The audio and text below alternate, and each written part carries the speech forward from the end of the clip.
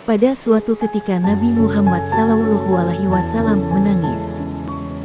Allah menyeru, "Wahai Jibril, pergilah kepada Muhammad dan tanyakan kepadanya. Katakan padanya apa yang membuatmu menangis, bahwa sesungguhnya aku lebih mengetahui."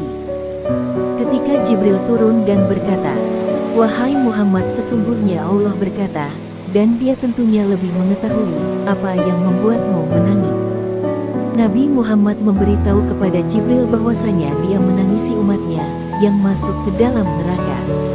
Maka Jibril kembali kepada Allah dan berkata, "Ya Tuhanku, sesungguhnya Muhammad menangisi umatnya yang masuk ke neraka." Lalu Allah berkata, "Wahai Jibril, pergilah kepada Muhammad dan katakan padanya, sesungguhnya Allah tidak akan menyulitkanmu dengan umatmu. Bergembiralah wahai Muhammad." Ketika Nabi Muhammad dalam keadaan bersujud ketika